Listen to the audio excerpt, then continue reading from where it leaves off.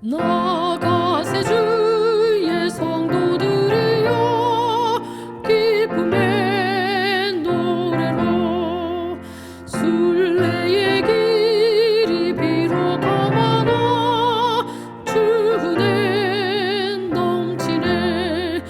주 친히 인도하시니 다 그를 믿고 따르면 즐거움 넘쳐 흐르며 평안해 평안해. 큰 바다 앞길 가로막아도 겁없이 나가세. 홍해의 물결 먹게 하신 주 그 능력 펴시리. 그 물결이고 거치나 주 배에서 공되시니. 마음에 요동 없으며 잔잔해 잔잔해. 새 예루살렘 성에 이를 때 주님을 배우리. 만유의 주가 다스리시니 두려움 없겠네. 무성도 소리 아파여 주 높여 경배 드림은 내 주가 왕이 되시니 찬양해 찬양해.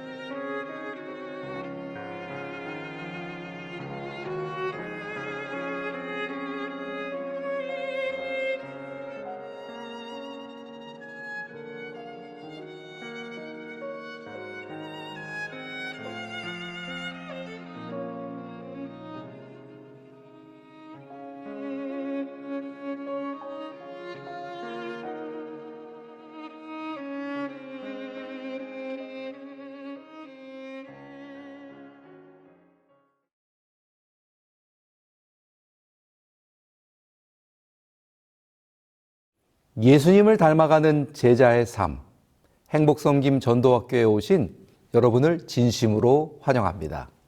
저는 행복섬김 전도학교의 강사 주요한입니다. 오늘은 그 8번째 시간으로 섬김과 팀사역이라는 제목으로 말씀을 나누겠습니다. 주제 성구인 전도서 4장 12절에 있는 말씀을 함께 읽겠습니다.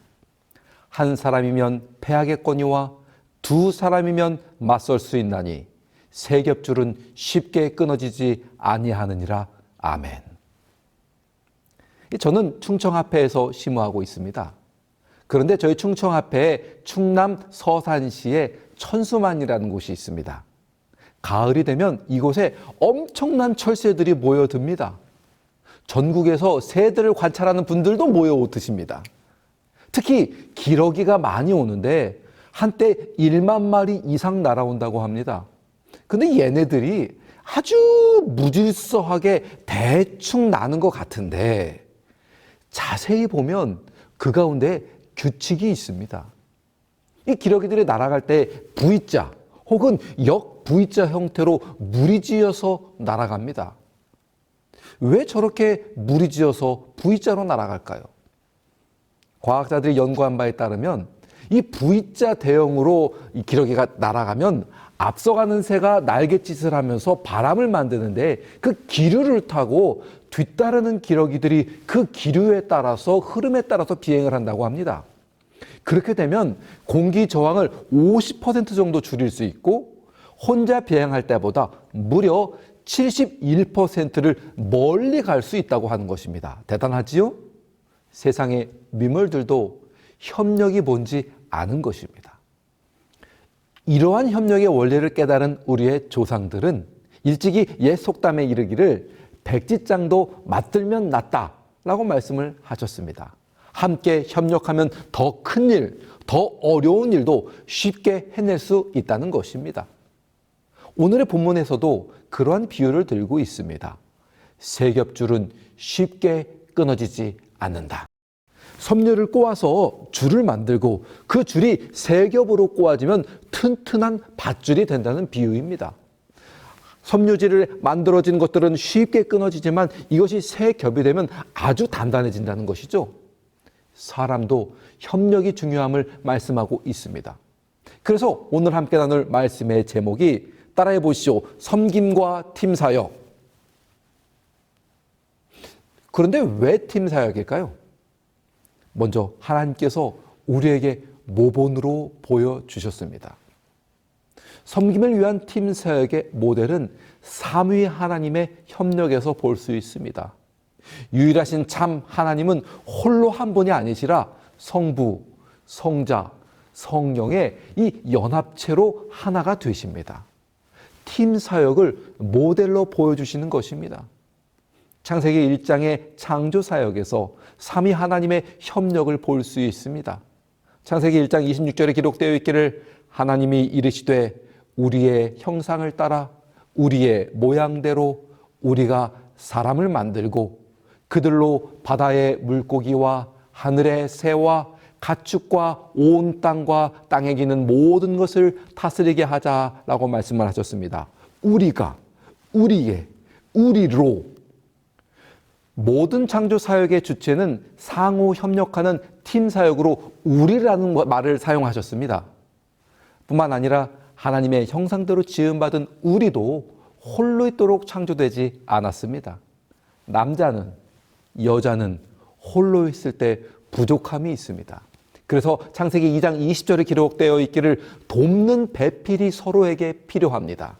그래서 창세기 2장 24절 이러므로 남자가 부모를 떠나 그의 아내와 합하여 둘이 한 몸을 이룰지라 말씀하셨습니다. 남자와 여자가 서로 만나서 합하여 한 몸, 즉 온전한 몸이 되는 것입니다. 가정뿐만 아니라 복음 전도를 위해서도 이런 팀 사역이 필요합니다. 그래서 주님께서는 제자들을 보내실 때 둘씩 짝지어서 팀 사역을 하도록 보내셨습니다. 마가복음 6장에서 12명의 제자를 보내실 때에 둘씩 보내셨습니다. 누가복음 10장에서 따로 70인을 세워서 보내실 때도 역시 둘씩 팀 사역으로 보내셨습니다. 이런 팀 사역은 초대교회까지 이어졌는데 교회 개척을 위하여 선교사를 파송할 때도 바울과 바나바를 팀 사역으로 파송하였습니다. 이 모든 것들이 혼자서도 가능할 것 같은데 내 능력으로 처리할 수 있을 것 같은데 왜 구태여 팀 사역이 필요했을까요? 그 첫 번째 이유가 서로의 부족을 돕기 위해서 팀 사역이 필요하다는 것입니다. 제자들을 둘씩 보내신 것처럼 70인을 둘씩 선교시로 파송하신 것처럼 부부가 돕는 배필로 부름받은 것처럼 둘씩 짝지어 보내셨습니다. 이유는 간단합니다. 인간의 약점을 서로 보충하며 피차에 돕기 위해서 그렇게 한 것입니다. 앞서 살펴보신 기러기와 밧줄, 그리고 백지장을 맞드는 사람들에서처럼 말입니다. 수학 시간에 우리는 1 더하기 1이라는 수식을 배웁니다. 답은 뭐죠? 네, 맞습니다. 2입니다. 그러나 사람과 사람이 합심하여 서로의 약점을 채워주면 플러스 알파가 나타나게 됩니다. 그 일을 위하여 팀 사역이 필요한 것입니다. 두 번째 이유는 합심하여 드리는 기도의 능력을 위해서 팀 사역이 필요합니다. 마태복음 18장 19절에 기록되어 있기를 진실로 다시 너희에게 이르노니 너희 중에 두 사람이 땅에서 합심하여 무엇이든지 구하면 하늘에 계신 내 아버지께서 그들을 위하여 이루게 하시리라 말씀하셨습니다. 기도는 능력이 있습니다. 그러나 두 사람이 합심하여 기도하면 그 능력이 배가 되어 무엇이든지 이루게 됩니다. 놀라운 능력을 위하여 팀 사역이 필요합니다. 세 번째 이유는 복음을 전하는 이들의 마음을 연합하기 위하여 팀 사역이 필요합니다. 여러분 앞서 말씀드렸던 것처럼 1 더하기 1의 정답이 뭐라고 기억하시죠? 2라고 생각하시지만 실제적인 경우에서 1과 1이 만났을 때 서로 함께 마음이 연합하지 못하면 이 플러스 알파가 아닌 마이너스 알파가 붙으면서 답이 어떻게 될지 모릅니다. 그래서 중요한 것은 연합입니다. 연합되지 않으면 뭘 하기보다 그냥 안 하는 게 나을 수도 있습니다. 플러스는커녕 마이너스가 되기 십상이니까 말입니다. 그래서 주님께서는 간절하게 기도하셨습니다. 요한복음 17장 22절에 기록되어 있기를 내게 주신 영광을 내가 그들에게 주었사오니 이는 우리가 하나가 된 것 같이 그들도 하나가 되게 하려 함이니이다. 요한복음 17장에서는 우리들이 하나가 되도록 해달라는 주님의 간구가 무려 3번이나 나옵니다. 성부, 성자, 성령 세 하나님께서 하나가 되신 것처럼 복음을 전하는 그리스도인들은 하나로 연합되고 뭉쳐져야 합니다. 시대의 소망 350쪽에는 이렇게 말합니다. 아무도 혼자 나가지 않았으며 형제는 형제와 연합하고 친구는 친구끼리 짝을 지었다. 이와 같이 하여 그들은 함께 권면하고 기도하며 서로의 약점을 보충하면서 피차에 돕고 격려할 수 있었다. 이런 모습이 우리의 모습이 되기를 소망합니다. 그런데 안타깝게도 제자들은 하나가 되기보다 원톱이 되고 싶었습니다. 복음서 곳곳에서는 이런 제자들의 안타까운 모습이 적나라하게 드러납니다. 그들은 틈만 나면 서로 누가 크냐로 논쟁을 벌였습니다. 이 모양이니까 제자들이 안 되는 거예요. 서로 경쟁하고 서로 자기가 잘난 줄 알고 자기가 더 잘하는 줄 알고 내가 더 높은 줄 알고 내가 더 똑똑한 줄 알고 주님 보시기에 얼마나 한심했을까요? 그런데 안타깝게도 역사는 반복됩니다. 혹시 우리 교회 안에서도 그런 일이 있지는 않습니까? 희대소망 350쪽에는 이어서 기록하기를 사람들을 이런 방식으로 연합시키는 것이 구주의 목적하시는 바였다. 오늘날 우리가 이 모본을 엄밀히 따른다면 전도 사업은 훨씬 더 성공을 거둘 것이다. 이렇게 4분 오열된 제자들이 하나로 연합하는 경험을 한 사건이 오순절입니다. 사도행전 2장 1절에 기록되어 있기를 오순절 날이 이름에 그들이 다 한 곳에 모였다라고 기록했습니다. 4절에 기록되어 있기를 그들이 다 성령의 충만함을 받고 성령의 말하게 하심을 따라서 다른 언어들로 말하기를 시작했다라고 말했습니다. 성도 여러분, 복음 사역에 왜 분열이 일어납니까? 왜 자꾸 다른 곳에 모이려고 합니까? 왜요? 생각을 달리하고 자기 편을 모아서 내 생각을 말하려고 그래요. 그래서 내게 동조하는 내 편을 만들려고 그래요. 그러지 마세요. 그런 건 정치가들이나 하는 행동입니다. 우리는 한 곳에 모여야 합니다. 그리고 성령의 충만함과 성령의 말하게 하심으로 말해야 합니다. 사도행전 36쪽에는 기록되어 있기를 그리스도께서 운명하시기 전에 그들에게 하신 말씀을 상기하였을 때 그들은 그 의미를 더욱 충분히 깨닫게 되었다. 기억에서 사라졌던 진리들이 그들의 마음에서 다시 떠올랐으며 그들은 이것들을 서로에게 되풀이하였다. 그들은 구주를 오해한 자신들을 체크하였다. 그리스도의 경이로운 생애의 장면들이 마치 행렬처럼 그들 앞에 스쳐 지나갔다. 그들이 그분의 순결하고 거룩한 생애를 명상할 때에 만일 그들의 생애로 그리스도의 품성의 아름다움을 증거할 수만 있다면 너무 힘들어하지 못한 수고나 너무 커서 못할 희생이 없다는 것을 느꼈다. 그들이 과거의 3년을 다시 살 수만 있다면 그들은 얼마나 다르게 행동할 것인 것을 생각하였다. 그들의 행동은 어떤 것이었습니까? 분열과 자신을 높이는 일이었습니다. 그리스도께서 그들에게 운명하시기 전에 하신 말씀이 뭐예요? 하나가 되라, 그거잖아요. 그걸 못한 겁니다. 왜 자기 자신을 내려놓아야 하는 게 그렇게 어려운지, 그게 너무나 큰 희생이라고 느꼈던 것입니다. 이제 그 희생을 감수하겠다는 심령의 변화가 온 것입니다. 그들은 이제 다르게 행동할 준비가 된 것입니다. 분열이 아닌 하나가 되는 행동, 이것이 오순절의 역사입니다. 하나가 되면 기적이 일어납니다. 방언의 은사가 임했고요. 신도들이 3,000명씩이나 더했습니다. 이런 놀라운 기적을 경험하기 위하여 우리에게도 섬김의 팀 사역이 필요합니다. 성도 여러분, 서로의 부족을 돕기 위하여 우리 함께 팀으로 일할 수 있게 되기를 바랍니다. 합심하여 드리는 기도의 능력을 통해서 이 일들을 이루도록 팀 사역에 함께 하시기를 바랍니다. 복음을 전하는 이들의 마음을 연합하기 위해서 섬김의 팀 사역에 동참하시는 여러분과 제가 되기를 소망하면서 말씀을 마치겠습니다.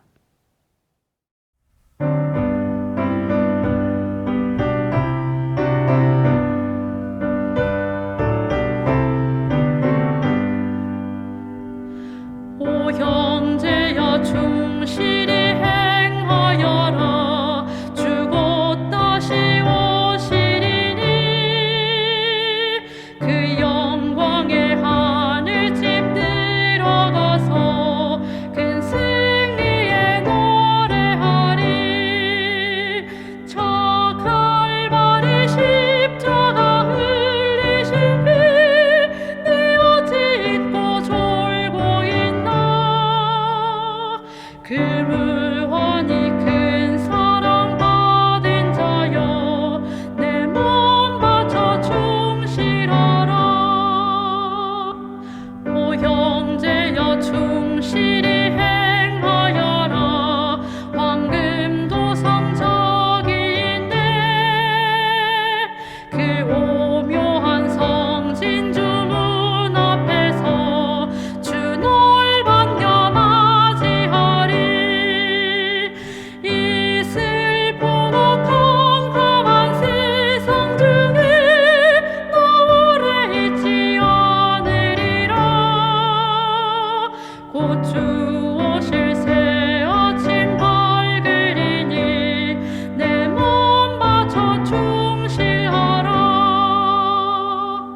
오 형제여 충실히 행하여라. 전능하신 왕 오신다. 천군 천사 승리의 함성으로 내 주 왕을 홍위하리. 오 그때에 주 내게 하시는 말, 나 충실하고 착한 종아. 저 영원한 상주마 하시리니 내 몸 바쳐 충실하라. 오 형제여 충실히 행하여라. 내 눈물은 사라지고 저 영원한 기쁨의 나라에서 금면류관 받으리라. 오 형제여 이 약속 진실하니 나 주저 말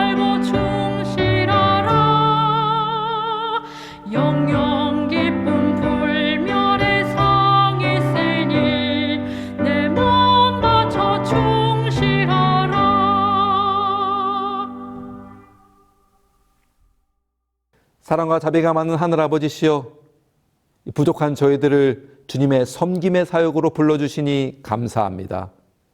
우리의 부족함을 함께 채우기 위하여, 또 함께 연합하여 드리는 기도의 능력을 체험하기 위하여 우리 함께 팀으로 사역하는 여러 성도들 되게 하여 주시옵소서. 주님께서 모여주신 모본을 따라서 성부, 성자, 성령 하나님께서 한 몸으로 일하시는 것처럼 우리 교회의 각 부기관들이, 우리 교회의 각 부서들이, 우리 모든 성도들이 한 몸으로 일하는 교회 되게 하여 주시옵소서. 이 모든 말씀 우리 구주 예수님의 이름으로 간절히 기도하옵나이다. 아멘.